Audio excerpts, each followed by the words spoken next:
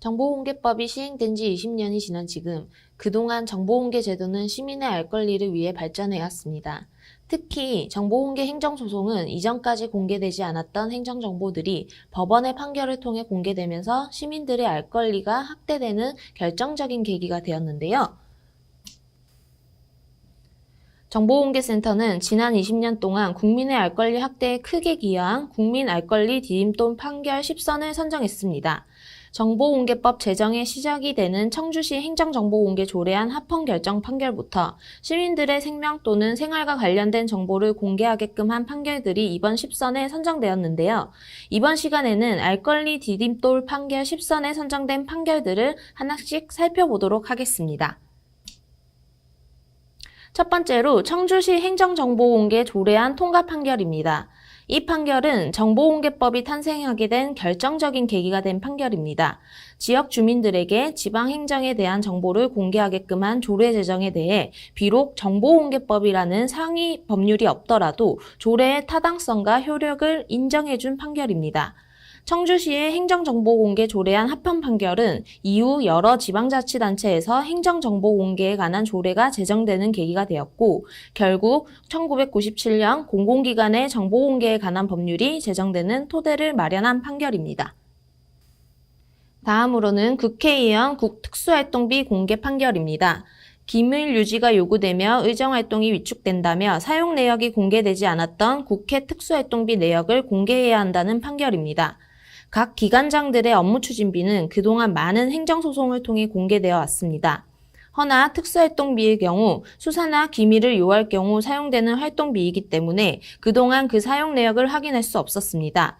이번 판결을 통해 그동안 공개되지 않았던 국회의원의 특수활동비 사용 내역을 시민들이 직접 확인할 수 있게 되었습니다. 특히 재판부는 특수활동비는 예산 편성부터 집행에 이르기까지 사실상 아무런 통제가 이루어지지 않고 실제로 부당하게 집행된 사례가 있어 정보를 공개함으로써 국민의 알 권리를 실현하고 국회 활동의 투명성과 정당성을 확보해야 한다고 판시했습니다. 다음으로는 국가 간 외교 관련 정보도 국민의 알 권리를 위해 공개해야 한다는 두 가지 판결이 선정되었는데요. 먼저 한일 위안부 합의 관련 정보공개 판결은 외교 분야의 특수성을 고려하면서도 인권 보호와 국가의 역사적 책무 이행이라는 공익 가치를 고려했다는 점에서 매우 의미 있는 선례를 남긴 판결이었습니다. 한미 FTA 협상 서류 공개 판결입니다. 외교나 통상교섭 분야에서는 국민의 알 권리에 비해 국익이나 국제 관례를 중요시하는 경향이 있었는데요. 이번 판결을 통해 외교통상 분야의 만연한 정보 불균형을 획기적으로 개선할 수 있는 주요한 판결이 되었습니다. 다음으로는 사법행정권 남용 법원행정처 문건 공개 판결입니다. 법원행정처 사법행정권 남용 의혹 특별조사단이 조사한 법원행정처 주요 파일 404개의 원본을 공개하지 않는 것은 위법하다고 판단한 판결입니다. 사법행정권 남용이라는 사회적 파장이 큰 사건에 대해 국민의 알 권리를 중요하게 여긴 판결입니다. 이번 판결을 통해 사법행정권 남용 사건을 명확히 조사하고 해결하기 위해서는 국민들의 알 권리 확보가 우선되어야 한다는 정보공개 원칙을 확인해준 판결이기도 합니다. 다음으로는 인권기본법 초안 공개 판결입니다. 국가인권위원회는 해당 법안이 공개될 경우 국가인권위원회 내부적으로 확정되지 않은 정보를 제공한 것이 되어 사회의 혼란을 초래하고 국가인권위원회에 대한 국민들의 신뢰도를 하락시킬 가능성이 있다고 비공개를 주장했습니다. 이에 대해 법원은 이는 막연한 추측에 불과하고 그러한 가능성만으로 국가인권위원회의 법률안 제정 추진 등 업무의 공정한 수행이나 법률안에 관한 연구개발이 지장받을 것이라는 고도의 개연성이 있다고 보기는 어렵다고 판단했습니다. 해당 판결은 제정 과정에 있는 법률 또한 국민의 알 권리를 위해 공개해야 한다는 취지의 판결로서 의사결정 과정에 있는 정보도 사회적 공론화가 필요하다면 공개해야 한다는 것을 확인해준 판결입니다. 다음으로는 국정교과서 집필기준 및 편찬심의위원회 명단 공개입니다. 법원은 역사교과서 편찬심의위원회 명단이 국민들이 관심을 갖고 있는 데다 국가의 정체성 확립과 청소년의 역사관 형성에 중요한 역할을 하는 그 중요성에 비추어 볼 때 구성이 편향되거나 요구되는 수준에 못 미치는지 등에 대한 공개적인 논의가 가능하도록 정보를 공개할 공익상의 필요가 있다라고 판결했습니다. 해당 판결은 인권기본법 초안 공개 판결과 함께 사회적 합의가 필요한 공적 업무 영역인 경우 오히려 의사결정 과정을 투명하게 밝혀야 한다는 것을 강조한 판결입니다. 기업의 영업비밀이라는 이유로 공개되지 않았던 이동통신요금 원가 산정 정보를 공개해야 한다는 판결입니다. 법원은 이동통신 서비스는 전파 및 주파수라는 공적 자용을 이용하여 제공되고 국민 전체의 삶과 사회에 중요한 의미를 가진다며 이를 공개할 공익이 인정된다고 판단했습니다.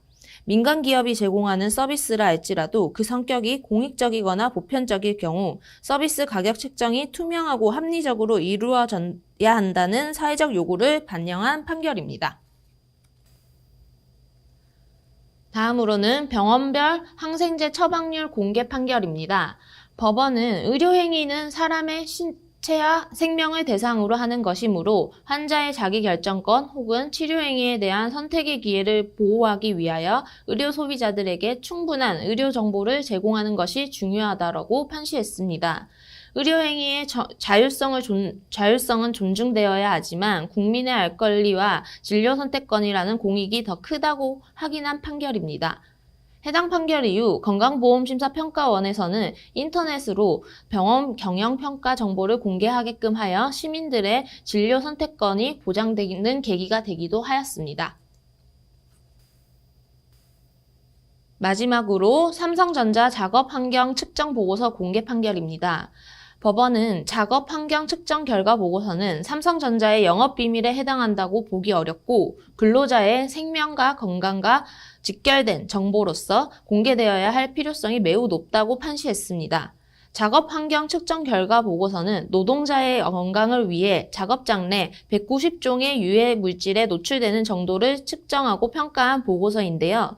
반도체 공장에서 숨진 수많은 노동자가 그동안 다룬 화학 물질이 무엇인지, 그것이 무엇인지 알기 위해 진행한 이 소송에서는 작업환경 측정 결과 보고서는 영업비밀로 볼 수 없고 전현직 노동자들의 안전과 보건권 보장이 먼저라며 공개해야 한다는 판결을 내렸습니다. 일반 기업의 정보라 할지라도 노동자와 시민의 생명 건강과 직결된 정보일 경우 공개해야 마땅하다는 것을 보여준 판결이었습니다. 이상으로 지난 20년간 한국 사회에서 시민의 알 권리 중요성을 확인시켜준 판결 10가지를 살펴보았습니다. 시민이 위임한 권력에 대한 감시뿐만 아니라 우리의 삶, 즉 생명과 안전에 관한 사안들도 국가가 적극적으로 공개해야 한다는 판결들이 늘어나고 있다는 것을 확인할 수 있었습니다. 앞으로의 정보 공개 방향 또한 단순히 행정과 관련된 정보의 공개를 넘어 시민의 삶에 직접적인 영향을 미칠 수 있는 정보의 공개로 나아가야 할 것입니다. 다음 시간에는 업무 추진비 정보 공개로 확인하는 맛집 리스트 찾기로 찾아뵙겠습니다. 감사합니다.